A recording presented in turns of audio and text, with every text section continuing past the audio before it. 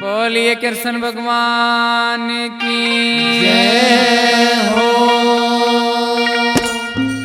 सोने का पलना सीढ़ी सीढ़ी छैया, सोने का पलना सीढ़ी सीढ़ी छैया, झूले नंद का लाल झुलावे भोली मैया मैया झुलावे भोली मैया।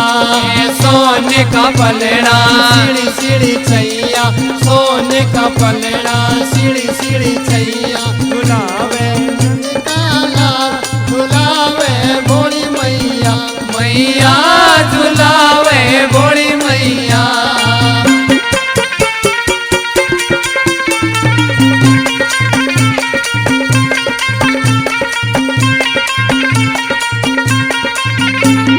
चांदी का बखोरा दूध भरा पूरा, चांदी का बखोरा दूध भरा पूरा, चांदी का बखोरा दूध भरा पूरा, चांदी का बखोरा दूध भरा पूरा। यो पीवे नंद का लाल पिलावे भोली मैया रे, मैया पिलावे भोली मैया।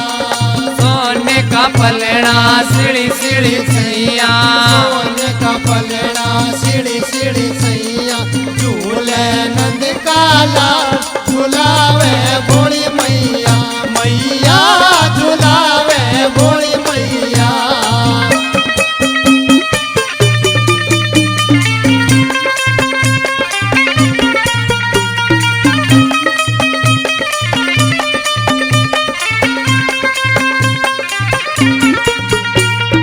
माखन मिसरी खूब भरी सजरी, माखन मिश्री खूब भरी सजरी, माखन मिसरी खूब भरी सजरी, माखन मिश्री खूब भरी सजरी, खावे नंद का लाल खिलावे भोली मैया मैया।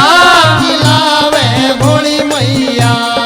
सोने का पलना सीढ़ी सीढ़ी छैया, सोने का पलना सीढ़ी सीढ़ी छैया, झूले नंद काला झुलावे भोली मैया मैया झुलावे भोली मैया।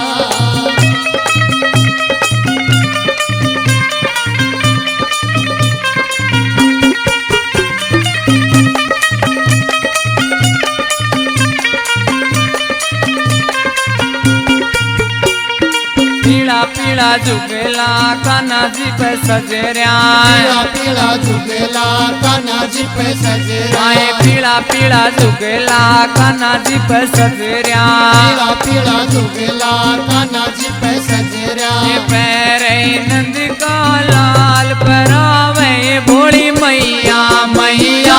पहरावे भोली मैया।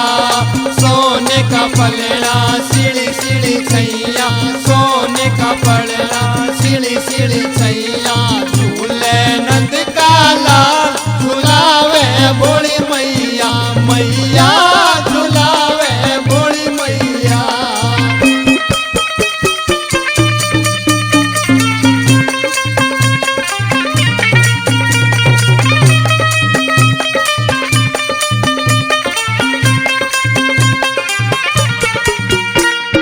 खुल्या खुल्या अंगना उसमें दौड़े ललना, खुला खुला अंगना उसमें दौड़े ललना, खुल्या खुल्या अंगना उसमें दौड़े ललना, खुला खुला अंगना उसमें दौड़े ललना, दौड़े नंद का लाल दुड़ावे भोली मैया मैया झुलावे भोली मैया।